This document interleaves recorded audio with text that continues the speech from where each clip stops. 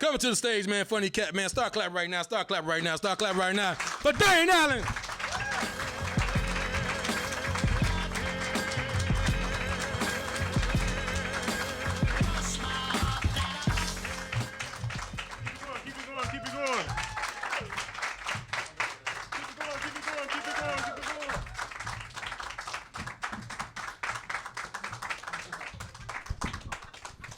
I was testing the big nigga stability of this stage out.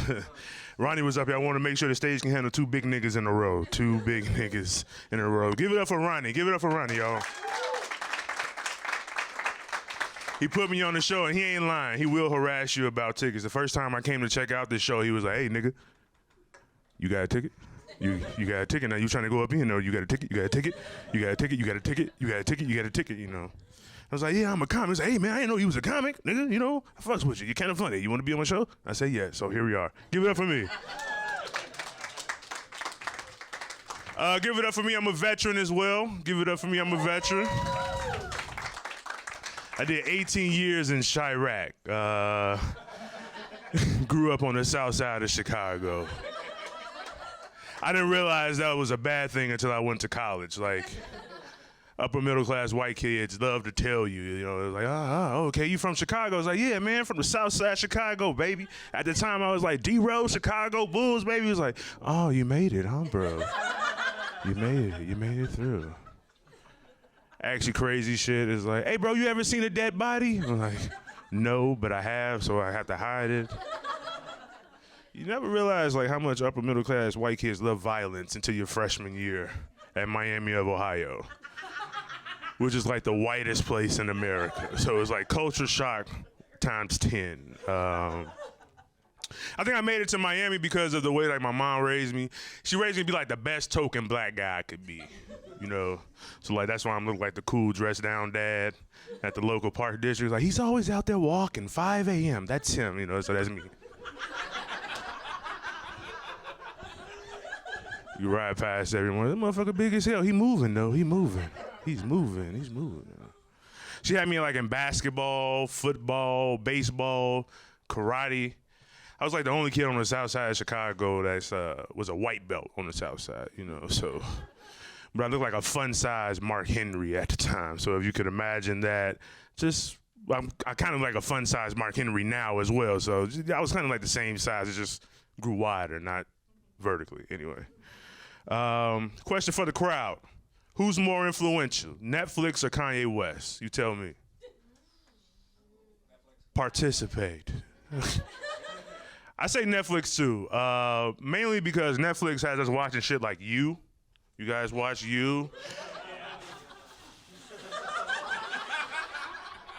Which is like Dexter with a Tinder account gone wrong. You know what I mean? Like, this is getting out of hand, bro. I was thinking to myself, like, what would make You more interesting? What if Joe were gay and he was stalking like straight white men? You know how he stalks the chicks on the show? He'd be at Home Depot, he's like, oh, is that you at Home Depot? Are you building a porch, sir? I see you in your Levi Strauss straight leg, you insole jeans. And he's sitting on the black guy, he's like, hey, sir, is that you in your White Sox cap? Are you a LeBron or KD fan? Phone posits or the Air Jordan 1, huh? Another reason I like Netflix, mainly because they had this show on there called Luke Cage. Got canceled after 2 seasons, though. But still a good show, though. Still a good show. I saw on Twitter that a young lady was complaining. She was a white. She said Luke Cage was just too black for her. So her problem was Luke Cage's Harlem wasn't as gentrified as the real Harlem. So it's like, not enough white people for me. Not enough white people for me at all. I love Luke Cage. Also, it put me in a good headspace, you know, because at the time when it came out, things were going on, you know. But Luke Cage was the only show you can watch on television. You see a black guy get shot in the back, and people actually cheered for the motherfucker. Like, they were happy to see it. That's too hard for you guys, no? Okay. All right, that's where you draw the line. It's like, he's getting a little bit too racist. Slow it down, buddy. Another show I like on Netflix is My Next Guest Is. You guys watch that at all? With David Letterman? No, I feel like you're lying. You guys are lying, man. He had Barry Obama on one episode. That was harder to watch than D-Rose highlights in 2010. You know, because I really miss Barry. Because Barry was a cool-ass motherfucker. And Barry also used to piss off white people. I'm talking about Barack, if you guys don't know. You know, because behind that, like, cool, calm, nougat smile, he was tough as hell. Like, if Barry was still in office and, like, Putin tried the shit he's doing right now, they were like, President Obama, Russia's saying they're going to attack the Ukraine and now they're going to attack the U.S. Barry would have been like,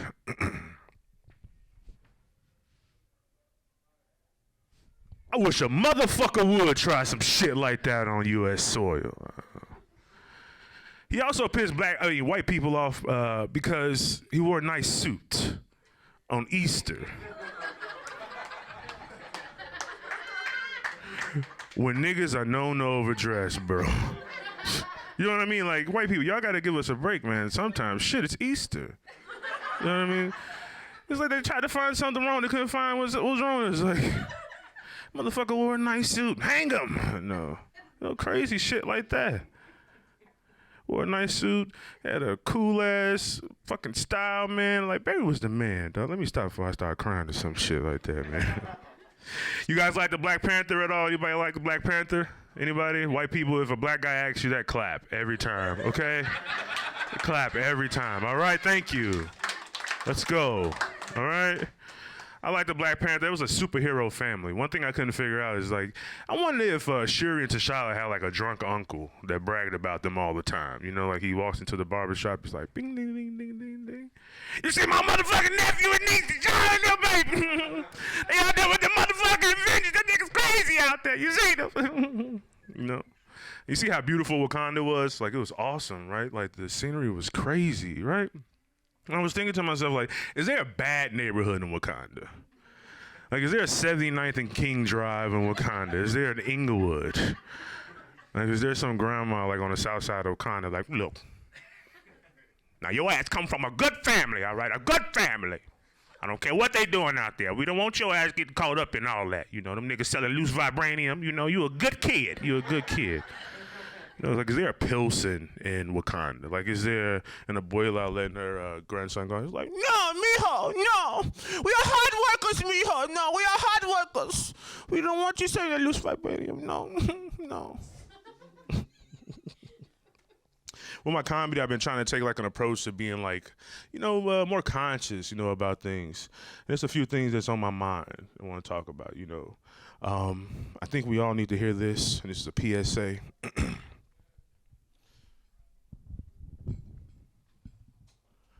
All white people with green hair look like the Joker.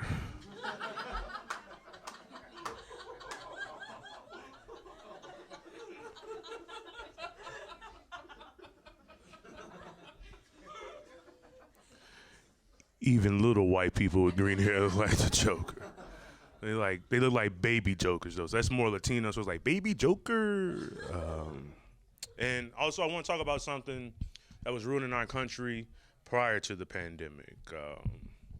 You know, before the it's not delivery, it's a Panadigiorno. And that's eating booty. I don't know when eating booty became like the bee's knees. Like, everybody was doing it. Like, it was everywhere. It was ridiculous, right? You know, it was crazy, right? It was crazy.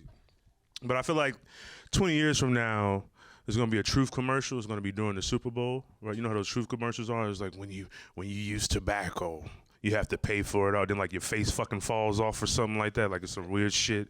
It's gonna be a Super Bowl commercial. Gonna be like bum bum bum bum dun dun dun dun dun dun. Truth paid like $3.5 million for this spot. Remind you that, you know, mind you. It's gonna be some snaggletooth bitch from like the backwoods of Alabama as the screen lights up. It's just gonna be like. I started eating ass when I was 12 years old.